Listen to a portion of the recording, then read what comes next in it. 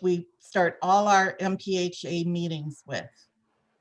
We ask that you take a moment to honor and acknowledge that we are on the ancestral homelands of the Dakota and Anishinaabe.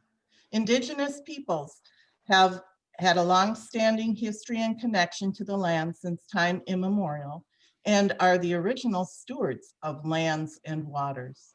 Many American Indians were forcibly exiled from their lands because of aggressive and persistent settler colonialism and US governmental policies, but they persevered. We make this acknowledgement to honor the Dakota and Anishinaabe people, ancestors and descendants, as well as the land itself. A word of thanks before we begin to friends of the forum, as well as our sponsors that make this programming available. The moderator for today's forum is Ken Bentz, who will be introducing our panelists. Ken is the Director of Research, Analysis, and Policy for the Association of Residential Resources in Minnesota, or ARM, a nonprofit association of nearly 200 providers, businesses, and advocates dedicated to leading the advancement of home and community-based services to support people living with disabilities. Ken is responsible for creating and maintaining data systems that support ARM's legislative agenda and advocacy work.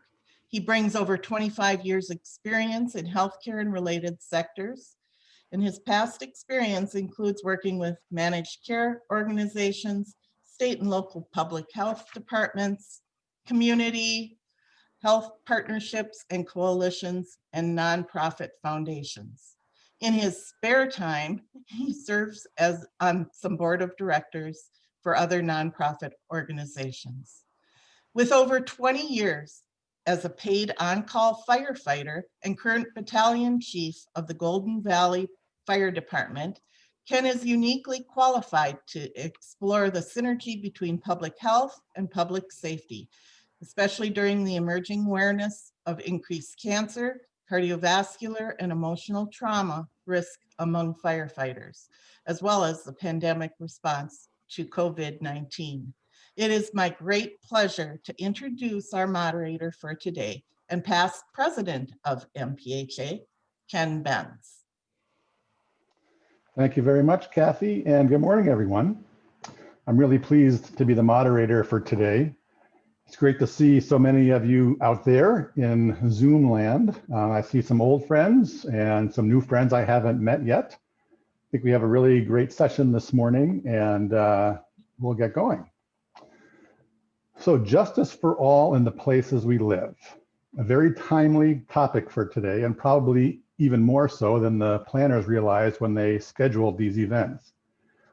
Some of you may know that today is Martin Luther King's actual birthday. We'll recognize it on Monday with the holiday. So, but even if that were not the case, I would still probably quote him anyway because he has so much to say about justice.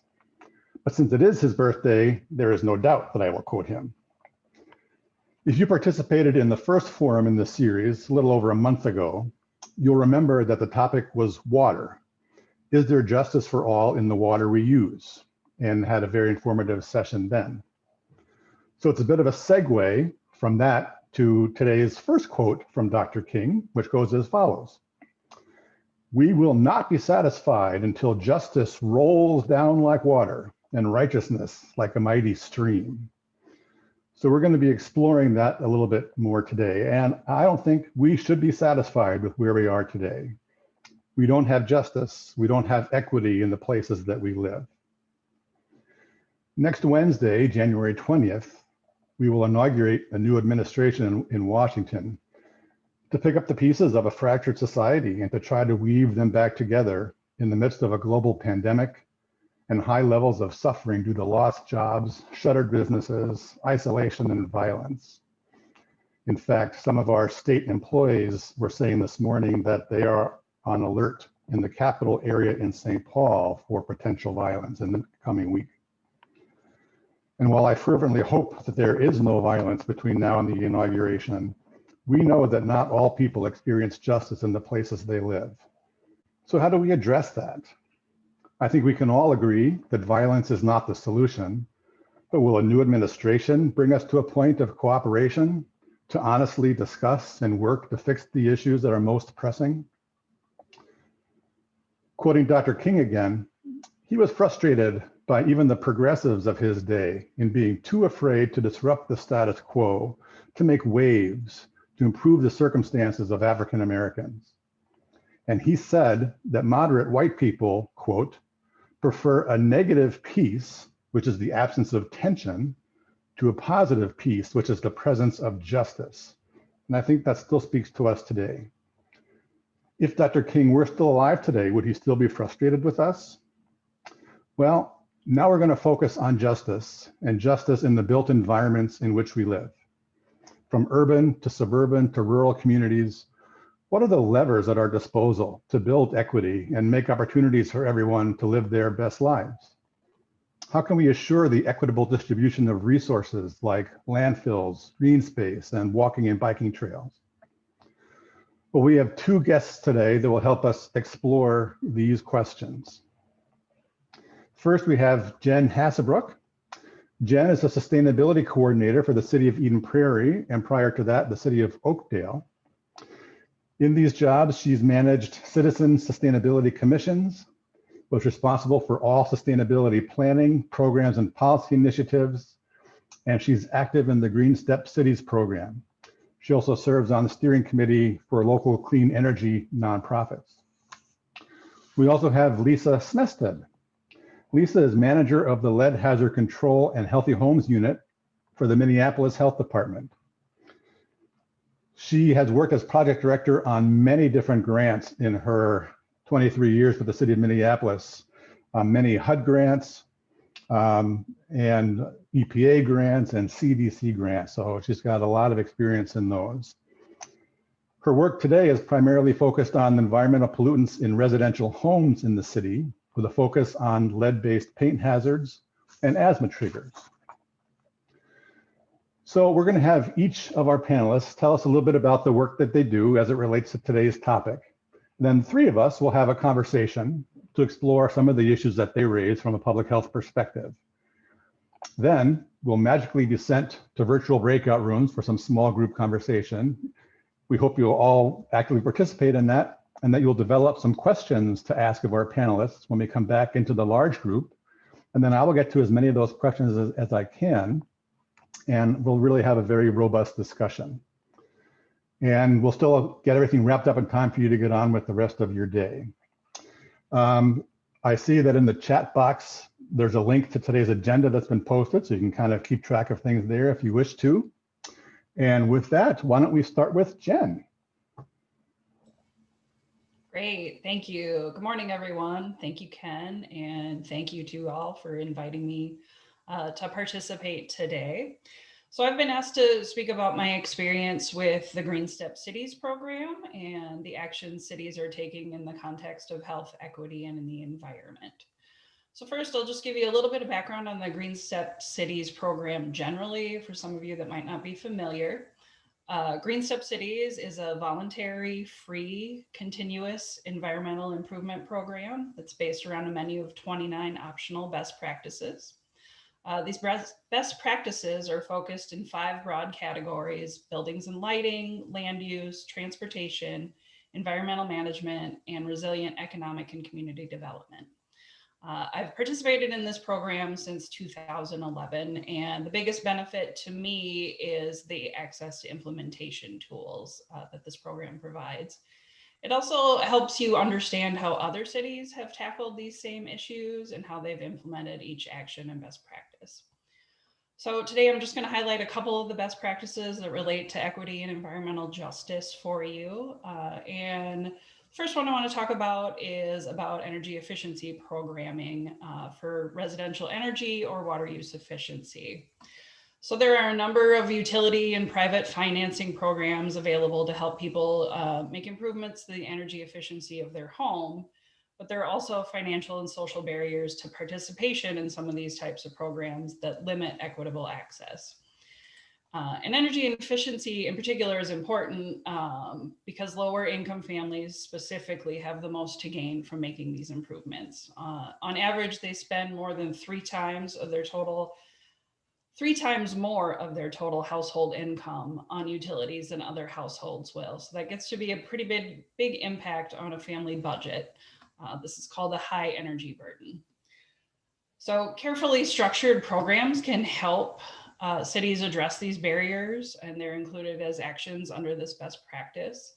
So talking about things like weatherization from a local CAP agency is one tool to help these families, and it's also available at low or no cost to these households. There are specific home loan programs for lower income residents that maybe have trouble with credit or other financial access, and personalized technical assistance programs to help residents understand their utility bills or to have free home energy audits. So an example of this, in my previous role, we hosted a workshop where residents could come in and learn about energy efficiency programs in their own community. They received a number of free items, energy saving items for coming. And then we also had access to home loan products with reduced or no credit requirements to help serve these households. So switching gears a little bit, I want to talk about land use. Land use is probably the biggest impact on the environment and public health that there is in a city. It dictates equitable access to amenities like parks, trails, transit, open space, healthy food, and all of the other goods and services that you need to live your life. Once land use decisions are made, they are extremely difficult, expensive, and slow to undo. So one best practice in the Green Step Cities program focuses around providing equitable access to green space through the community, with the goal of having 90% or more of your residents within a half-mile or a 10-minute walk of city green space. So in Eden Prairie, 82% of the residents meet this standard. The national average for this is around 55%. In Eden Prairie, we also have 100% of our residents that live within 1 mile of a bike route, which gives them access to the bigger bike ped transportation networks.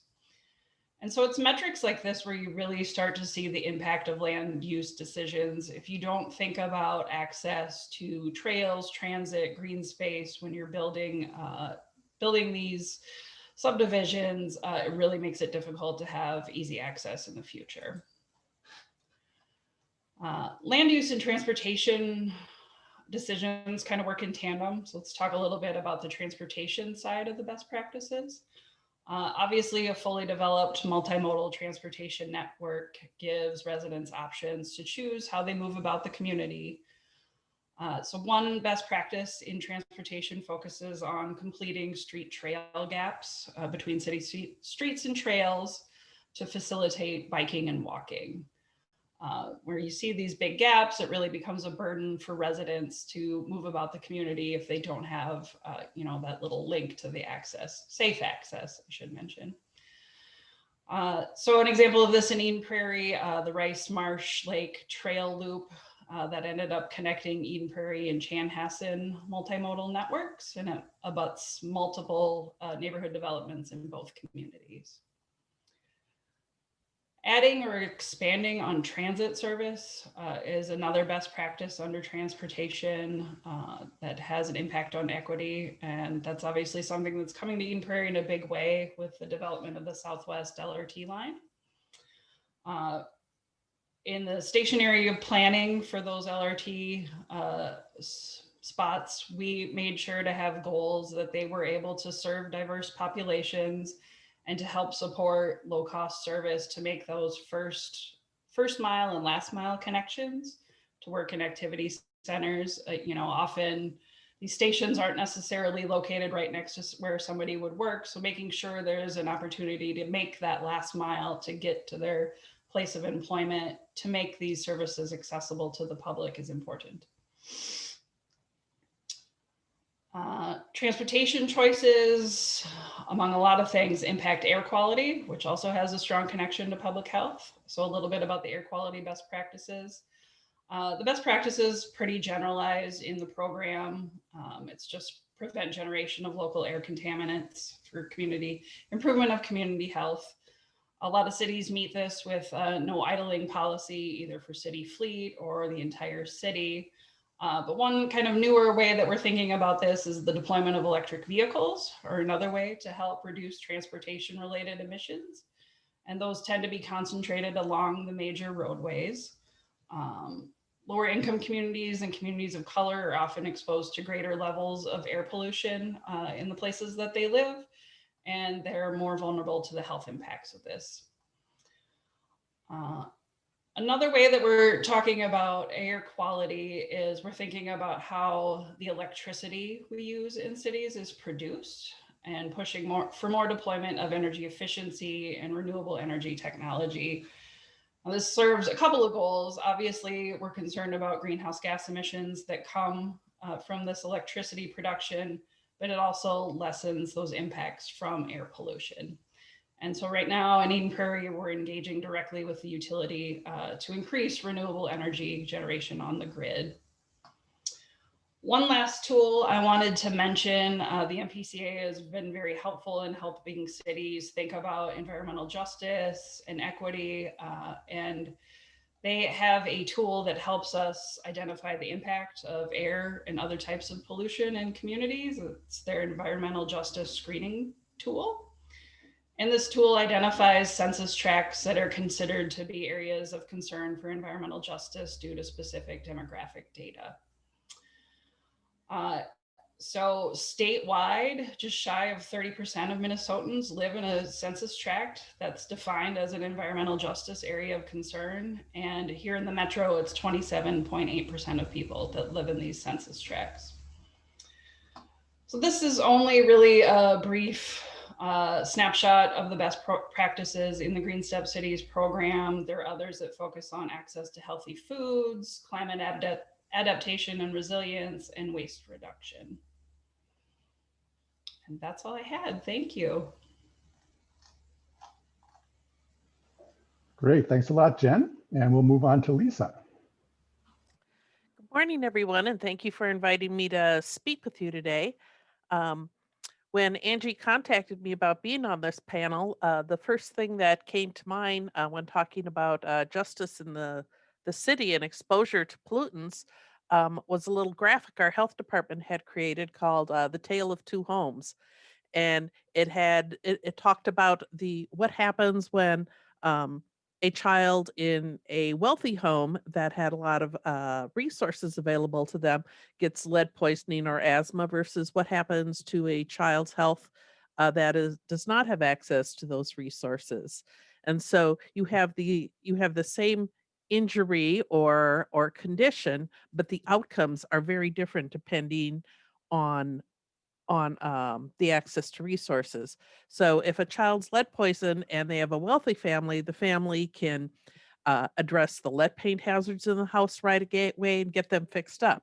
Whereas a child living in a rental property might have to wait longer for the resources to come to them because the family does not have control of the structure of the house. They can't do the paint. It's not the tenant's responsibility to maintain the painted surfaces in that house. The child who is now brain damaged in a wealthier household, they're going to have access to education and enrichment activities and maybe tutors if they're not doing well. The aspect of nutrition is also important. Your body is looking for iron and calcium when it uptakes lead. So a family that has access to healthy food and eating is less likely to be uptaking the lead as opposed to a child that lives in a food desert where it might be much harder to get that nutrition and those fresh vegetables. Also the access to supplemental education and an enriched environment that helps the brain grow and overcome some of these hazards. If the children living in these houses have asthma, a wealthier family can maybe get that mold out of the house immediately and address the water issues that make that sheetrock damp. Or again, in a rental property, a family might be afraid to complain to the landlord or the city about the conditions because they don't want to be evicted or labeled a troublemaker. And especially in Minneapolis, where a lot of the rental agreements are 30 days notice. I mean, if and you complain and you're out in 30 days and the vacancy rate is so low, it makes you much more hesitant to speak up for your rights. Um, a wealthy family could purchase an air cleaner, or they have an allergen filter on their vacuum, or they can purchase the mattress covers that could help reduce the particulate exposure that their children are getting, whereas a low income family might not be able to just go out and buy those items. When we were running our healthy homes grants that focused on asthma, we were kind of surprised at the number of families that lived in carpeted homes that didn't have a vacuum. And so those carpets can become a great repository for particulates, and walking or normal play activity or sweeping puts a lot of those particulates into the air. So that's an example of a small home appliance that many of us take for granted, actually becomes a big barrier for health. Also doing follow-up meetings with the doctor. Maybe your medication isn't working, but if mom or dad don't have a car, getting to the doctor to get that medication redone becomes a barrier. Being able to take time off of your work to take your children to the doctor can also be a luxury activity when it shouldn't be. Um, and in a lot of these communities, then you also add on the burden of trauma, of violence, or poverty. And this was before the violence that we had seen with the murder of George Floyd in our city. You know, it was just the day-to-day stuff, and then this, and then COVID and isolation. And so these things keep stacking about where we live and how it affects what happens to our children. For example, in the city of Minneapolis, about 75% of our housing was built before lead paint was banned. But so you would think that the lead poisoning would be scattered evenly, but that's not the case at all. 65% of our lead poisoning occurs in rental properties, and of course, in the neighborhoods where less maintenance takes place. Um, in the low income areas of the city, even though the city code is that all paint shall be maintained, but it doesn't happen in reality equally. Um, Other things that affect the issue of having control over the space you live in is there's a stigma to having cockroaches or mice in the home, that people must be dirty because these creatures are coming into the house. And yet when we go out and we investigate and we walk through these homes, um, you can it's not the renter's fault that they have quarter-inch gaps in the tuck pointing of the house that's allowing access of the mice to get in. I mean, I've stood in basements and seen daylight shining in because there's been that much concrete missing. So it's not the family's fault; that's the landlord's fault to make those things. And I think there's also a lack of resources for we have a lot of, I would call them low income rental property owners. They're duplex owners, they're accidental landlords, so they don't know how to maintain the properties for somebody else that well. And there's no resources. There are few resources to sometimes take advantage of the maintenance programs that should be being done for these properties. You know, we support other businesses. We also need to start supporting the small landlords. You know, a landlord who's running a 100-unit building, they have resources and are more professional. But we have a lot of single family and duplex owners that only own one or two properties, so they don't bring that same level of professionalism and resources to the maintenance of those properties. And yet these are people's homes.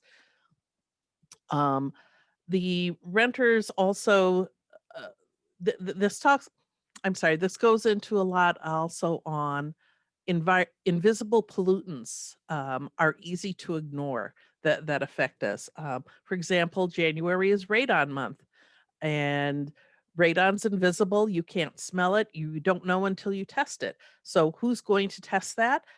Home people who own their homes. That's not going to get tested in rental properties because there's no incentive to do it and to make those properties safer.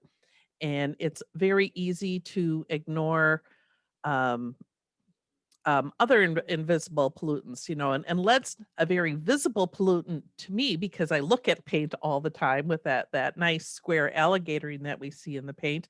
But peeling paint and chipping paint is so ubiquitous across our housing stock that people don't even see it as a hazard. They don't.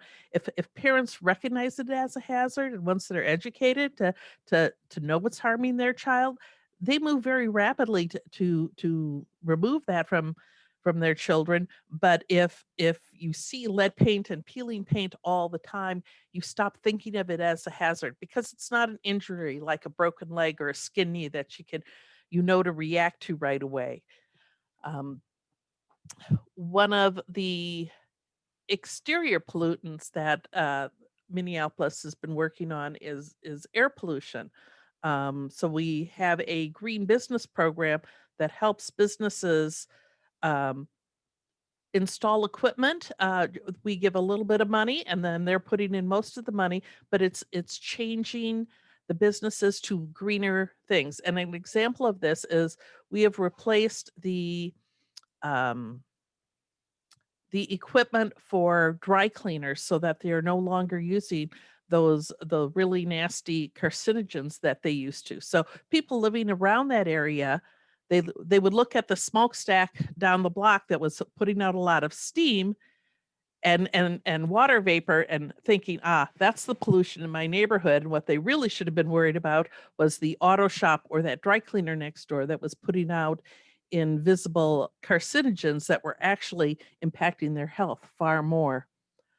And I'm kind of rambling here going over things because there's just so many topics to talk about housing and the impact and the finances. And I just want to talk about when I first started doing lead, I read the book Deceit and Denial, which talks about corporations for lead paint that's systematically attack the science that points that something doesn't. Instead of correcting the problem because of profit, they attack the science and deny it. And so we have Europe banned lead paint far sooner than the United States did. And so that's something we have to keep looking for. And I see it over and over again, like with the attack on climate science and with other pollutants that come along. It's nope, I'm going to fight that tooth and nail because I'm making a dime off of it, rather than looking at the larger cost to our society that we all pay when these things aren't addressed. And lastly, I just wanted to say, when Angie and I were talking about speaking here, we were talking about how sometimes you can make a bad decision in trying to, a personal decision in trying to address a pollutant in your home.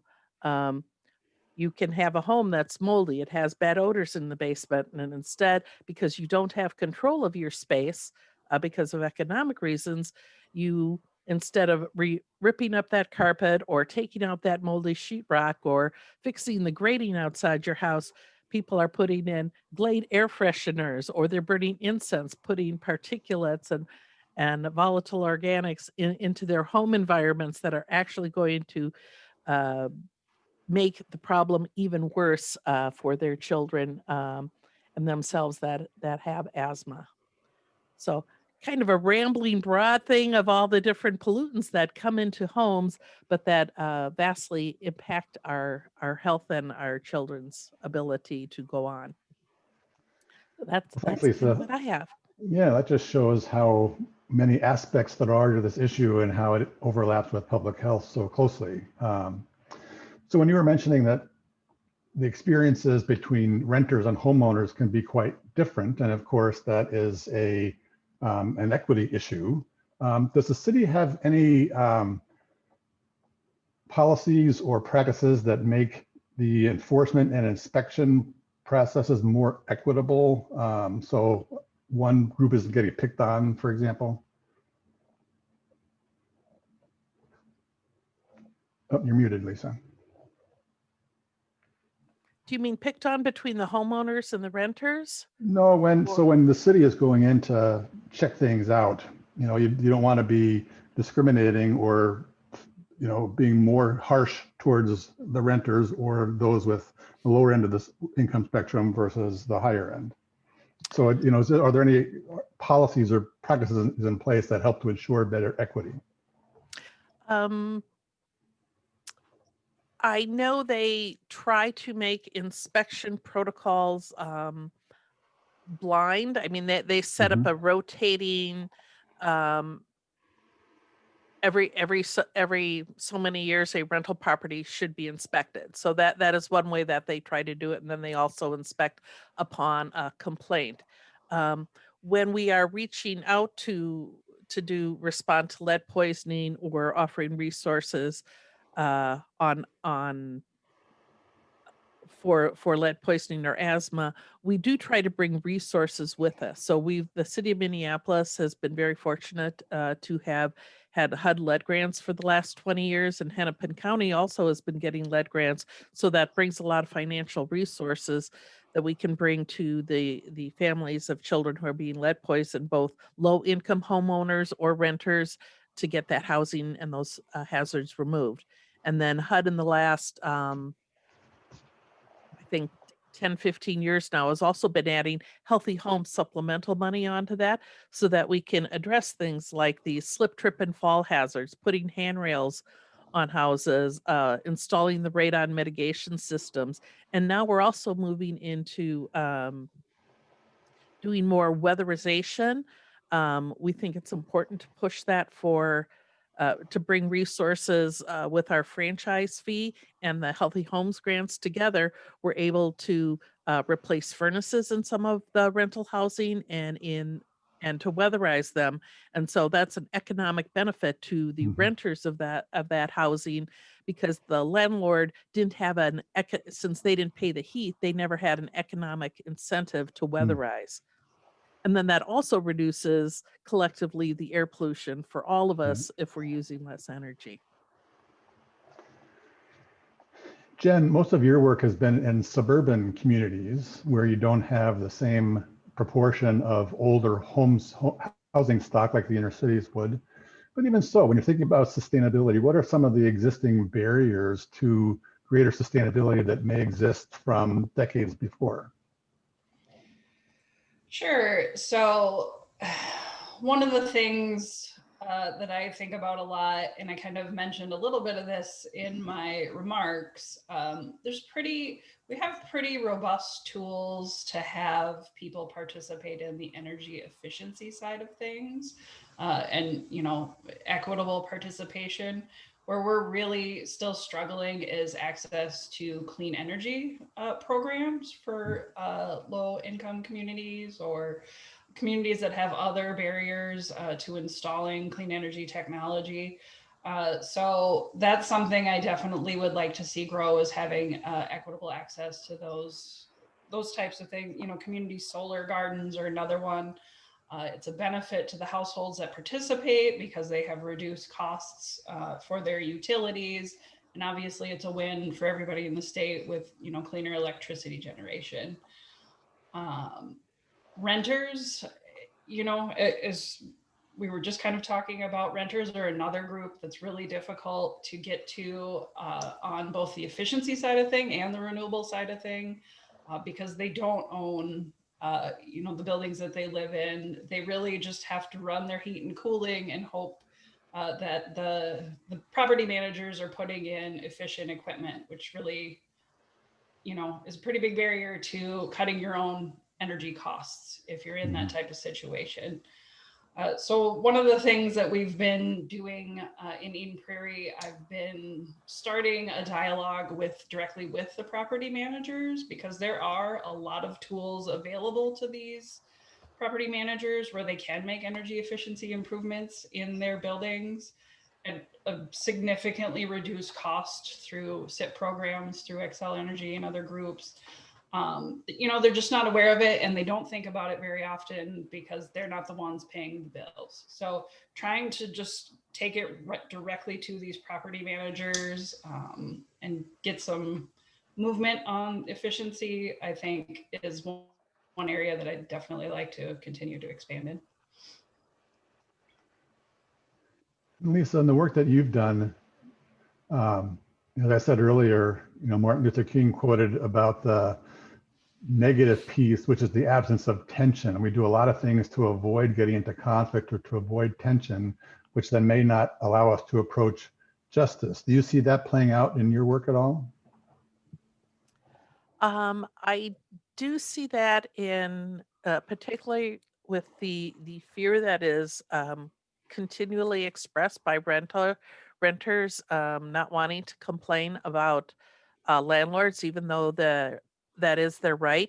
The city is funneling more financial resources into legal aid to provide and Homeline to provide the resources, because what we know that when a renter goes to court, if they're by themselves, they often lose for eviction or for settlements against their landlords. But if they go there with a lawyer, they often have a much better outcome.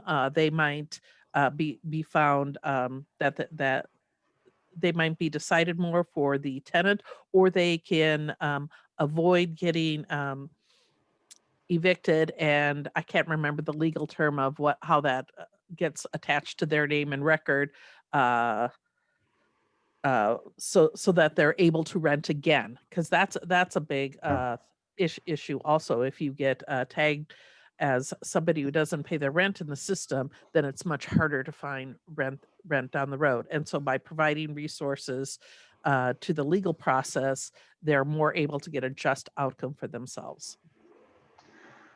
Question for both of you. We'll start with you, Lisa. So in our current eviction moratorium, how does that affect some of the programs that you might be working on? It changes the dynamic for this during this period of time. I know landlords feel like they don't have recourse if they have problem tenants. Do you see any impacts from that, Lisa? I know that some evictions can still happen if it's for certain types of behaviors, but not for non-payment of rent. I know that there's more financial help coming on the way. I know a lot of tenants are reaching out. We talk about fear and trauma, and the fear of becoming homeless is really impacting the mental health of our communities. And one thing that another rich person, poor person thing, if you're evicted or you have to move quickly and you don't know where you're going, we see houses where people abandon all their possessions. So and then they have to start again. So that's another additional economic burden. We were in a house where a family was evicted and they came back to get their goods, and they were grabbing the food because that was their immediate need, but they left behind the children's beds, the children's car seat, things that they were going to need and have to replace later because their focus was on narrow immediate survival. And I don't think people acknowledge how much of our population is living in that paycheck to paycheck. And if there's one good thing coming out of COVID is I think more people are going to realize people aren't impoverished because of something they did, that there's systems and things happening around them that are forcing them into poverty. Jen, same question.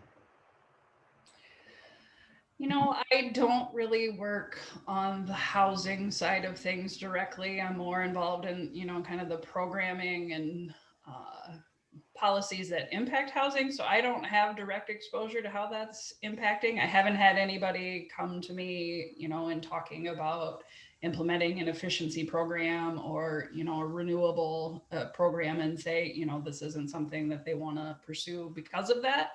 That doesn't mean it's not happening. It's just not a conversation I've had at this point. Okay. First, just a comment for everybody. There's some activity going on in the chat section. A lot of links have been posted. And so if you haven't gone over there yet, I encourage you to take a look at what's happening over in chat. Jen, Eden Prairie is one of the cities that's on the light rail, the new light rail program, correct? And does your, Yes. is your job involved in the planning for that resource coming online? So not particularly, partially because I just started in June and the station area planning for that has been done, you know, quite a bit prior to that. We're actually in the construction phase at this point.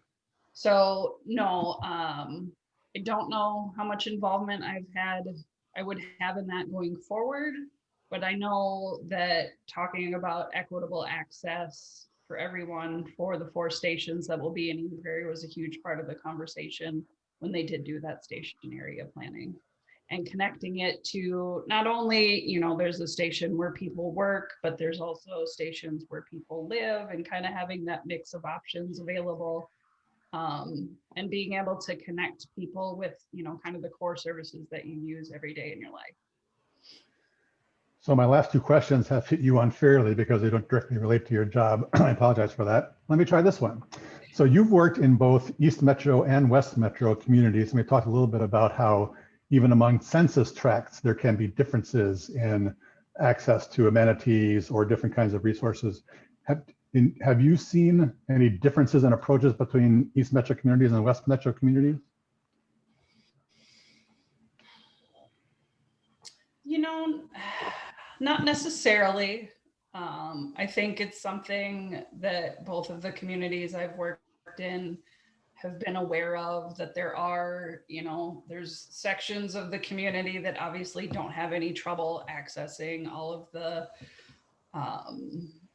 program, you know, energy efficiency or renewable energy programs or buying electric vehicle, you know, they don't have any problems with any of that. So that side is more about awareness. But in both the communities I've worked, you know, they're both cognizant that not everyone in the city has that capability. So how do we make those connections? We have a climate action plan in Eden Prairie. So one of the things that we're definitely thinking about is to enact this, we're going to need to have everybody participate in kind of these clean energy techs and efficiency techs. How do we make sure the access to that programming is equitable throughout the community? So I don't think that there's been necessarily a difference between the 2 cities, because in some ways they're alike, they're just different in size, but the makeup of the communities themselves, you know, it definitely varies. Right. So it's almost time to break up into our small groups. You know, some of the issues that we've talked about will also apply in rural communities, the same concerns about how do we ensure access to resources and the kinds of amenities we want our communities to have. One of the issues that rural Minnesota is dealing with is along the oil pipelines and the mining issues. And those aren't as big of a concern down here in the metro area, but I'm wondering if any of us, when we break into small groups, if any of you that are from greater Minnesota or rural communities have any specific concerns you'd like to have addressed, that you raise some questions to bring back to our panelists. With that, I'll turn it over to, I believe it's Lindsay, for instructions on where to go from here. Thank you, Ken. Yes, what a great first half of our forum. Well, more than first half. Thanks again for joining, everyone. Now is the time where you will be randomly assigned to a breakout room of a handful of people. And if you're able, please turn on your camera and sound and introduce yourself to the folks in your room, and you'll have a few minutes to chat and debrief about what you heard so far and come up with a question. And then when the breakout rooms end, please chat that question directly to me, to Lindsay Fabian, and I will route them to Ken, and then they will go to our panelists that way. So with that, Mary Grand, our executive director, will now be doing the behind the scenes magic to assign you all to a breakout room, and we'll see you back here in a little bit. Thank you.